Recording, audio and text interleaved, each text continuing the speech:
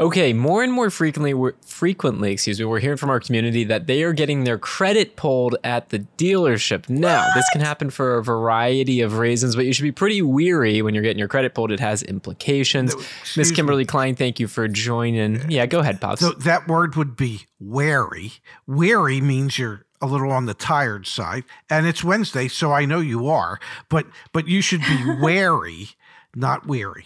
Thank you, Pops. Kimberly, thanks for being here. Let's run through like reasonable reasons. Ooh, there you go. I am tired. Reasonable reasons to pull credit and unreasonable circumstances when you should say, no, I don't really feel like you should be running my credit. Yeah. And again, we've had a lot of this come up recently in our community and also on some phone calls that I've had with folks where they're angry because they got home and they found out that, well, my credit was pulled. They can't do that.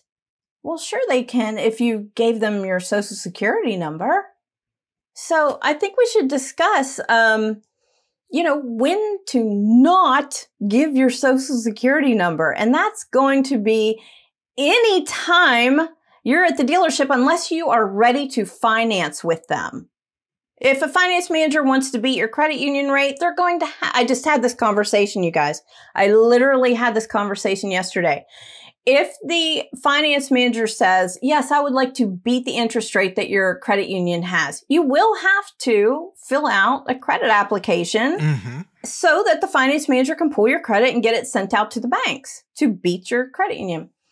But don't be surprised, folks, if you find out that a dealership has pulled your credit. You had to have at one point at some time given your social security number. Am I right about that, Ray? I can't think of too many cases at a dealership where you can pull somebody's credit, A, without a social security number, and B, and most importantly, without a signature authorizing them to be able to pull your credit.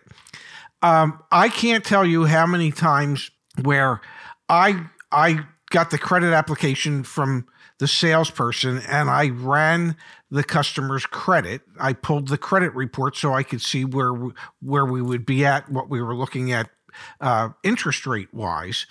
And after I had done that, then looked at the back of the credit application to see that the customer hadn't signed the credit application.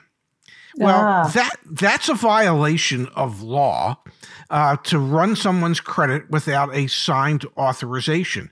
I would immediately send the salesperson back out to the customer to get them to sign that so that we would be in compliance, one of your favorite words, because you always need to have a signed credit application or some other form that where the dealership has gathered certain information, address, social security number, date of birth, and somewhere on that form it says that you have agreed and have authorized us to be able to pull your credit report. It will be on a form somewhere if you're not literally signing a credit application. If you haven't signed anything along those lines, it is actually illegal for a dealership to pull up your credit report. Exactly. And there's a distinction that I think is worth bringing up. There are two different types of pulls on your credit. And I know this is a relatively new thing, a hard pull and a soft pull. When you're applying for a loan, that's a hard pull. That's going to impact your credit score, all that fun stuff. When you're just doing something like you go on Credit Karma and you look at your free credit score, or you're doing a credit card that you're interested in purchasing and they run, a soft, in that case, it's a soft pull of your credit to determine if you can qualify for that credit card. Those are soft pulls. Those don't impact your credit, but they give some profile into who you are. Hard pulls, the whole thing. What's the saying? The caboodle, something about a caboodle. I'm not getting a kitten caboodle. A kitten caboodle? Is it kitten caboodle or kit and caboodle? I'm not sure, but I didn't even know what it was, but thank you for saving me there. That's the one that's like the real hit on you, and that's obviously the one that the dealerships are running when they go in Dealer Track or Reynolds and Reynolds or whatever it is, Route 1. When they put the information in there, that's a hard pull. 100%. And I was going to say, I believe at least why I was still actively in the industry, we didn't deal with soft pulls at the agency or the dealerships that I worked at. We always did a hard pull. If you would sign a credit application and we would run and get a credit report. I understand there are ways today and there's organizations out there that offer this for dealerships to be able to do a soft pull that allegedly don't impact your credit score, and it's not a full credit report. I guess it's a cursory. Correct. It's not an approval. Yes. It's like a pre-approval of sorts. It's like essentially a sales tactic to move people further into the funnel of actually getting the loan. It's, I guess, a cursory type of credit pull where what you might be getting is your credit score and just a brief breakout of, well, there's X number of installment contracts and 3 credit cards, but no real detail.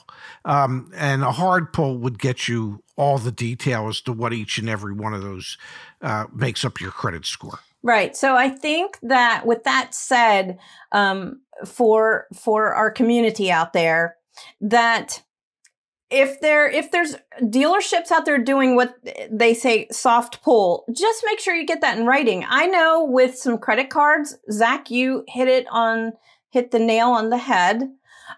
With some credit cards, they'll extend lines of credit to me, or they'll give me a 0% option, but it always states this is a soft pull and will not impact your credit. So even if the dealership says to you, hey, Ray, trust me, it's a soft pull. So just put your social security number right here for me and I'll just go ahead and get that taken care of. No. You want to see something in writing where you're signing to authorize your social security number that it says it's a soft pull, because frankly, I don't believe it until I see it. I couldn't agree more.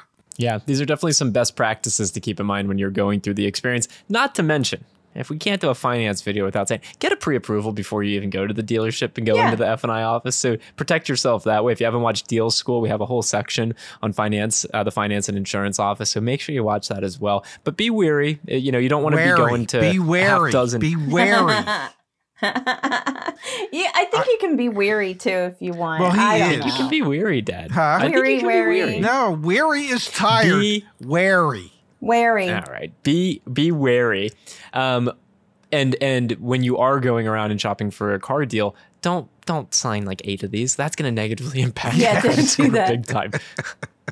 No, Absolutely. and you know what we always say, know your credit first, because if there's a manufacturer and you know you're going to get that vehicle and you know the manufacturer has subvented APR incentives and you know your credit's good enough for that, then don't go out getting all kinds of other different approvals. Just get that subvented incentive if you can. So you're thinking about selling your car. Go to joinyaa.com/sell and just enter the information once and get all the offers in one place. It's just that simple. Pops, I just Google searched weary, and you know what? It even says tip, similar sounding words. Weary is sometimes confused with wary. Oh, I feel better about myself right now. I wasn't trying to make you feel bad about yourself. It's an easy mix up. I always thought it was leery.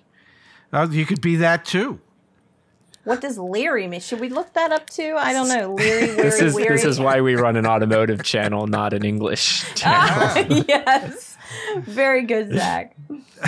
Thank you guys. Appreciate it. Good info as always. Yep. Thank you. Thank you. See you soon.